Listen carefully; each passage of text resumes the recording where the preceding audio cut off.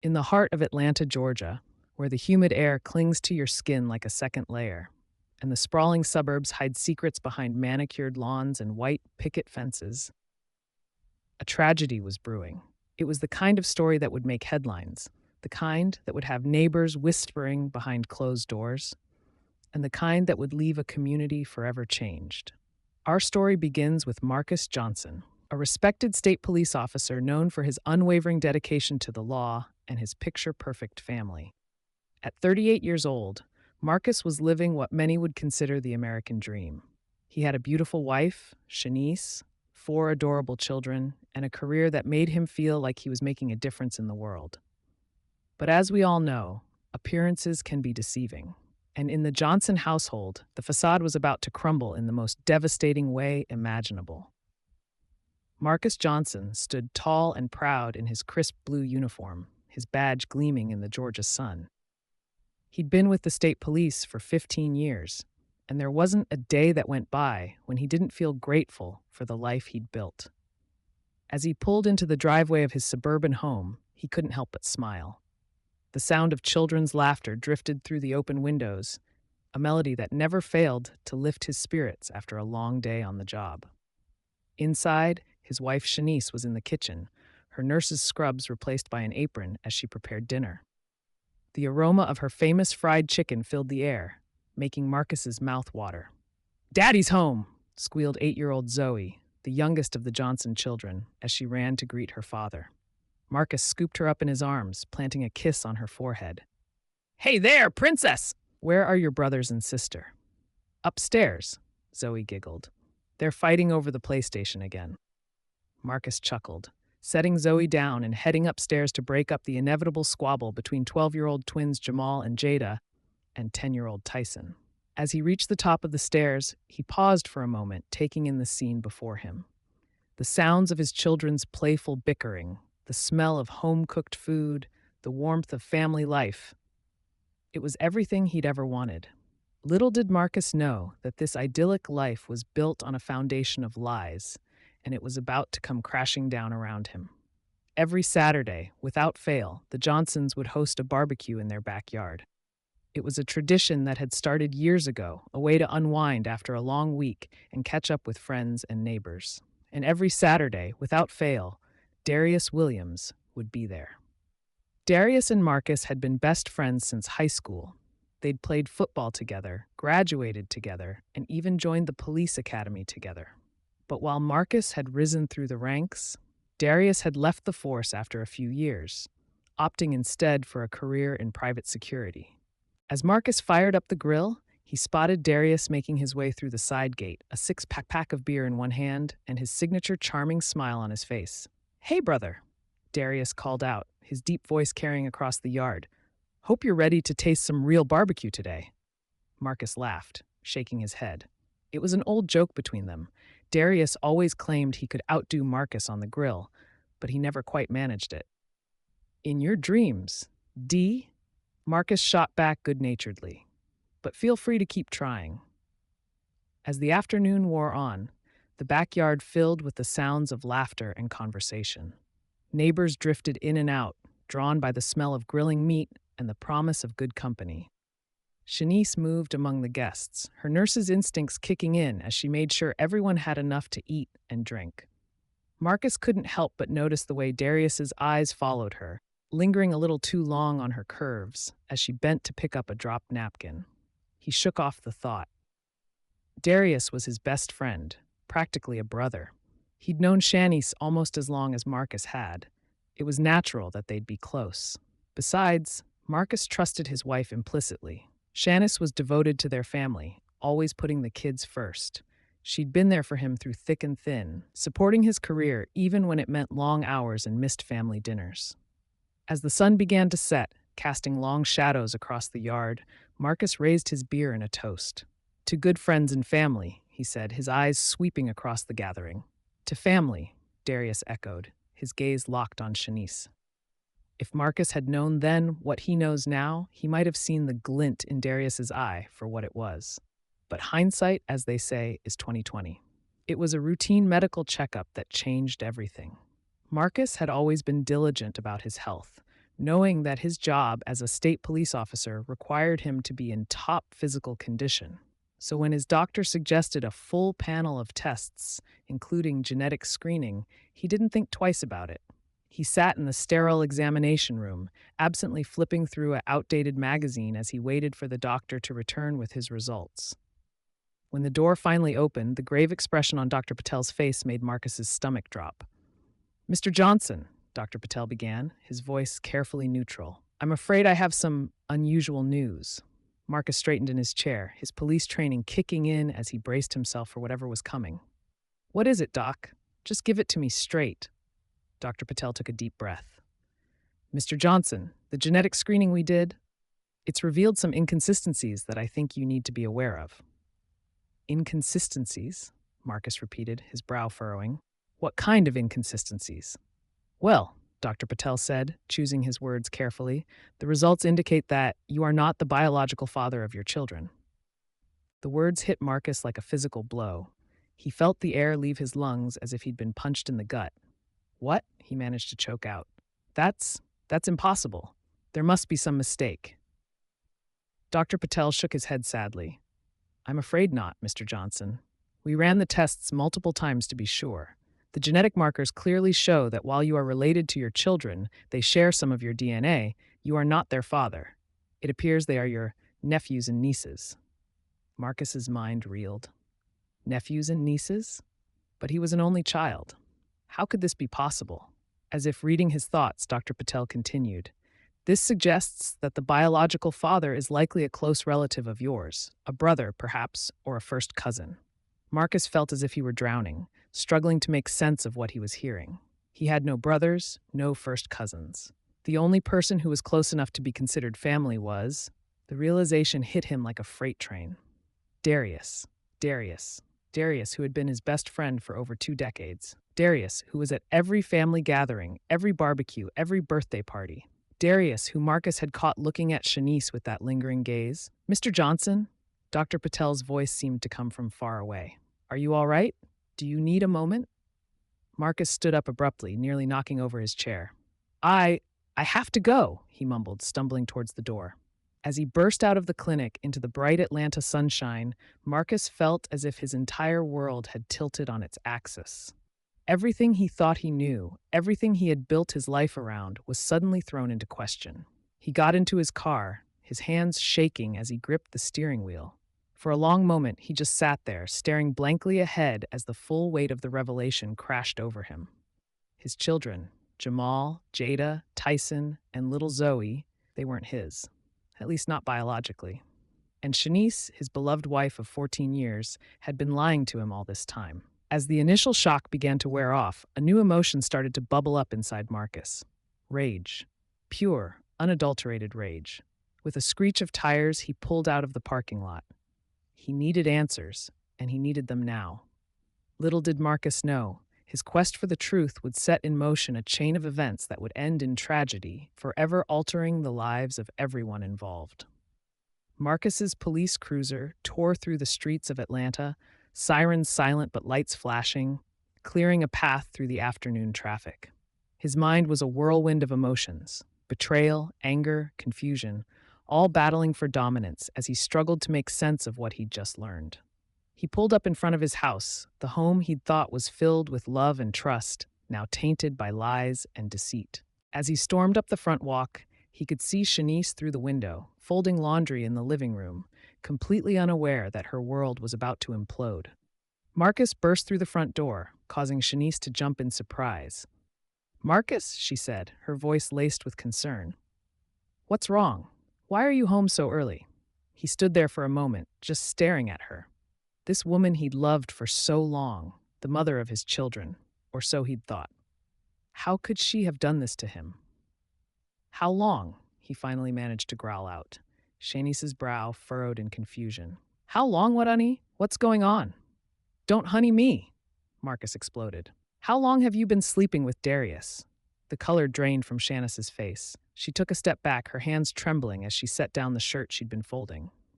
"Marcus, I don't know what you're talking about." "Don't lie to me," Marcus roared, his voice echoing through the house. "I know the truth, Shanice. I know the kids aren't mine. How could you do this to me? To us? Tears welled up in Shanice's eyes. Marcus, please, she pleaded. Let me explain. It's not what you think. But Marcus was beyond listening. 14 years of memories flashed through his mind. Family vacations, Christmas mornings, late-night feedings, all of it now tainted by this betrayal. Not what I think, he spat. So you're telling me you didn't sleep with my best friend? That you didn't pass off his children as mine for over a decade? Shanice's shoulders slumped in defeat. It wasn't like that, she whispered. It was just one time, Marcus, one mistake. I never meant for this to happen. Marcus laughed bitterly. One time? One time that resulted in 4 kids? Do you think I'm stupid, Shanice? No, you don't understand, Shana said, her voice desperate. It was more complicated than that. Darius, But before she could finish, the front door opened again. Darius walked in, a look of concern on his face. Hey, I saw the cruiser outside. Everything okay? The sight of Darius, the man he'd considered a brother, the man who betrayed him in the worst possible way, was the final straw for Marcus. With a roar of rage, he launched himself at Darius, tackling him to the ground. Marcus, stop! Shanice screamed, but her cries fell on deaf ears. The two men grappled on the floor, years of friendship evaporating in an instant as fists flew and accusations were hurled. Darius, caught off guard, struggled to defend himself against Marcus's onslaught. How could you? Marcus yelled between punches. My wife? My kids? You were my brother, Darius. It's not what you think, man, Darius gasped, trying to block Marcus's blows. Just let me explain. But Marcus was beyond reason. All he could see was red. All he could feel was the burning desire to make Darius pay for what he'd done. It took Shanice and 2 neighbors, drawn by the commotion, to finally pull Marcus off Darius. As they dragged him away, Marcus could see the fear in Shanice's eyes, the shock on Darius's bloodied face.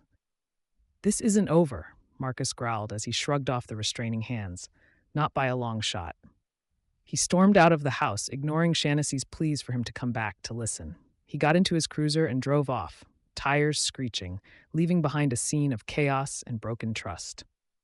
As he drove aimlessly through the streets of Atlanta, Marcus's mind raced. He dedicated his life to upholding the law, to protecting the innocent. But now, with everything he'd believed in shattered, he found himself contemplating things he never thought possible. One thing was certain. Nothing would ever be the same again. In the days that followed, Marcus's life spiraled into chaos. He took an indefinite leave of absence from work, unable to focus on anything but the betrayal that consumed his thoughts. He moved out of the family home, taking up residence in a cheap motel on the outskirts of town. Shanice tried repeatedly to reach out to him, leaving voicemails filled with tears and explanations. But Marcus couldn't bring himself to listen. Each time he saw her name flash on his phone screen, it felt like a knife twisting in his gut. The children, confused and upset by the sudden upheaval in their lives, left their own messages. Zoe's tiny voice asking when Daddy was coming home nearly broke him. But how could he face them now, knowing what he knew? Darius, for his part, seemed to have vanished. Word on the street was that he'd skipped town, fearing retribution from Marcus. But Marcus knew better. Darius was too arrogant, too sure of himself to run. He was out there somewhere, probably plotting his next move. As the days turned into weeks, Marcus's anger didn't subside. Instead, it festered, growing darker and more dangerous with each passing day. He started drinking heavily, something he'd never done before. The alcohol numbed the pain, if only temporarily, and silenced the voice of reason in his head. It was during one of these drunken stupors that Marcus made a decision that would change everything. He couldn't let Darius and Shanice get away with what they'd done. They needed to pay for their betrayal. With shaking hands, he reached for his service weapon, which he'd kept despite being on leave. The cold metal felt comforting in his grip, a promise of retribution. Marcus knew what he was contemplating was wrong. He was a police officer, sworn to uphold the law. But in his alcohol-addled mind, he convinced himself that this was justice, an eye for an eye. As he stumbled out of his motel room into the humid Atlanta night, Marcus had no idea that his actions over the next few hours would shock the entire city and leave a scar on the community that would never fully heal. The clock on the dashboard read 2:17 a.m. as Marcus pulled up across the street from his old house. The neighborhood was quiet, most of the windows dark, but there was a faint light coming from the living room of the Johnson home. Marcus sat in his car, his hands gripping the steering wheel so tightly his knuckles turned white. The service weapon lay on the passenger seat, a constant reminder of why he was here. He'd rehearsed this moment 1,000 times in his head over the past weeks. He would confront Shanice and Darius, force them to confess their betrayal, make them feel the pain they'd inflicted on him. But now that he was here, doubt began to creep in. Was he really capable of doing this? Could he look into the eyes of the woman he'd loved for so long and pull the trigger? As if in answer to his unspoken question, the front door of the house opened. Darius stepped out onto the porch, lighting a cigarette. The sight of him, standing there so casually as if he hadn't destroyed Marcus's entire world, reignited the rage that had been simmering for weeks. Before he could second-guess himself, Marcus was out of the car, the gun heavy in his hand. He moved silently across the street, years of police training kicking in, despite his inebriated state. Darius didn't notice him until it was too late. He looked up, the cigarette halfway to his lips, his eyes widening in shock as he saw Marcus approaching, gun raised. "Marcus, man, wait," Darius began, but his words were cut short by the deafening crack of a gunshot. The bullet caught Darius in the chest, the force of it knocking him backwards through the open door. He hit the floor with a heavy thud, a red stain blossoming on his shirt. Shanice's scream pierced the night air. She appeared in the doorway, her face a mask of horror as she took in the scene before her. "Marcus, what have you done?" she cried, dropping to her knees beside Darius's prone form. Marcus stood there, the gun still raised, watching as Shanice frantically tried to stem the flow of blood from Darius's wound. He felt nothing, no satisfaction, no remorse, just a cold, empty feeling in the pit of his stomach. "Why, Shanice?" he asked, his voice eerily calm. "Why did you do it?" Shanice looked up at him, tears streaming down her face. "It wasn't what you think, Marcus," she pleaded. "Darius, he blackmailed me. He threatened to reveal something from my past, something that would have ruined everything. I didn't have a choice." The words hit Marcus like a physical blow. Blackmail? This whole time, he'd imagined a torrid love affair, a betrayal of passion. But this was something else entirely. "What are you talking about?" he demanded, lowering the gun slightly. What could have been so bad that you'd do this?" Shanice opened her mouth to respond, but before she could, a small voice came from the top of the stairs. "Mommy, what's going on?" Marcus turned to see Zoe standing there in her pajamas, rubbing her eyes sleepily. The sight of his youngest daughter, no, not his daughter, he reminded himself bitterly, snapped something inside him. In that moment, Marcus made a decision that would haunt him for the rest of his life. He raised the gun again, pointing it at Shanice. "No, Marcus, please," Shanice begged, shielding Zoe with her body. "Not in front of the children. They're innocent in all this." But Marcus was beyond reason. In his mind, warped by weeks of anger and alcohol, he convinced himself that this was the only way to end the pain, to erase the lie that his life had become. The next few minutes passed in a blur of gunshots and screams. When it was over, Marcus stood in the middle of the living room, surrounded by the bodies of Shanice, Darius, and all 4 children. As the reality of what he'd done began to sink in, Marcus fell to his knees, the gun slipping from his numb fingers.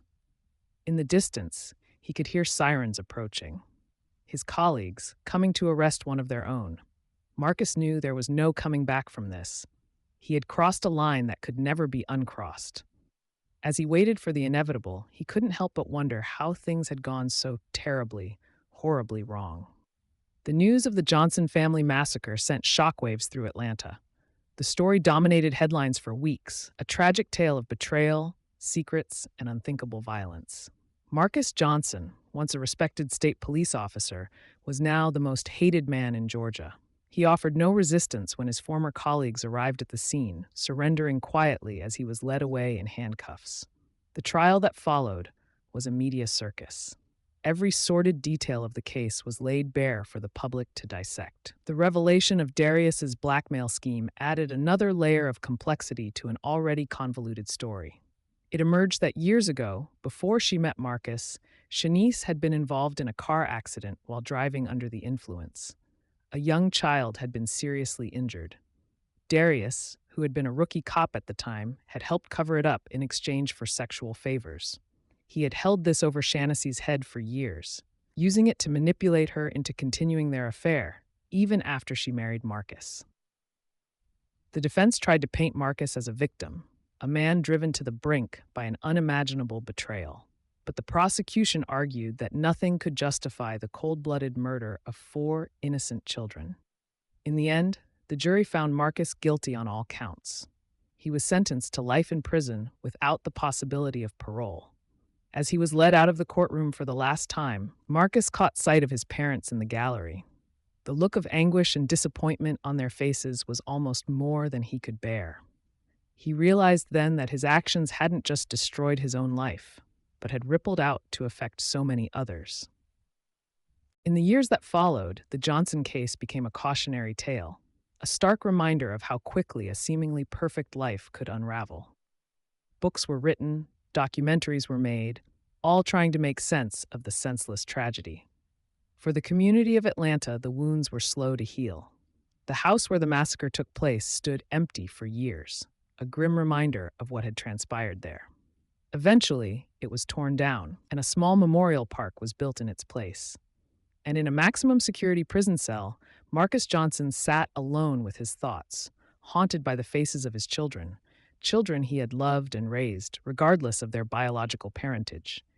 He had destroyed everything in a moment of blind rage, and now he had a lifetime to reflect on the consequences of his actions.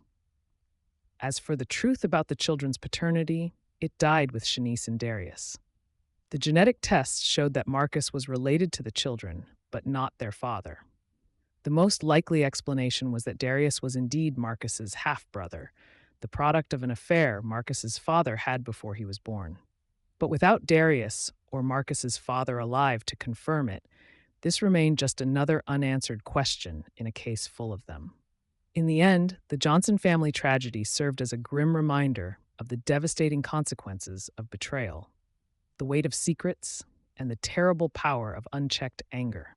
It was a story that would be told and retold for years to come, a cautionary tale of how quickly the American dream could turn into a nightmare. On a crisp autumn morning, a solitary figure stood before 5 graves in an Atlanta cemetery. Detective Lisa Chen, lead investigator on the Johnson case, had made it a habit to visit the site every year on the anniversary of the tragedy. She placed a small bouquet of flowers on each grave: Shanice, Jamal, Jada, Tyson, and little Zoe. Even after all these years, the sight of those tiny headstones never failed to bring a lump to her throat. As she straightened up, she noticed another visitor approaching. It was Marcus Johnson Sr., Marcus's father. Age had not been kind to him. His once proud posture was now stooped, his hair completely white. "Detective Chen," he greeted her with a nod. "I didn't expect to see anyone else here." "Mr. Johnson," Lisa replied. "I come every year. I guess I still haven't been able to let this case go." The old man sighed heavily. "None of us have, I suppose. I keep asking myself if there was something I could have done differently. If I had known about Darius." Lisa shook her head. "You can't blame yourself, Mr. Johnson. None of us saw this coming." They stood in silence for a moment, each lost in their own thoughts. Finally, Marcus Sr. spoke again. "I visited Marcus last week. He's different, calmer. He asked me to come here today to pay his respects. I'm not sure I can forgive him, but he's still your son," Lisa finished for him. She understood the complex emotions the older man must be grappling with. As they turned to leave, Lisa's phone buzzed. It was a message from her partner. They had a new case, another family tragedy unfolding across town. She sighed, squaring her shoulders. The work never ended, the cycle of violence and betrayal continuing unabated. But as she walked away from the graves, Lisa made a silent promise to herself and to the victims she'd come to mourn. She would keep telling their story, keep reminding people of the terrible cost of secrets and lies.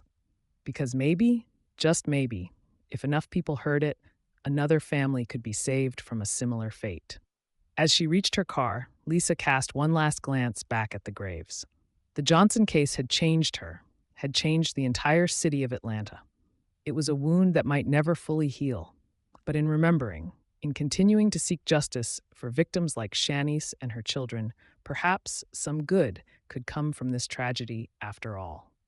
With that thought, Detective Lisa Chen drove away, leaving behind the ghosts of the past as she headed towards whatever new challenge awaited her. The Johnson family saga had ended, but its echoes would continue to resonate for years to come, a somber reminder of the fragility of trust and the devastating power of betrayal.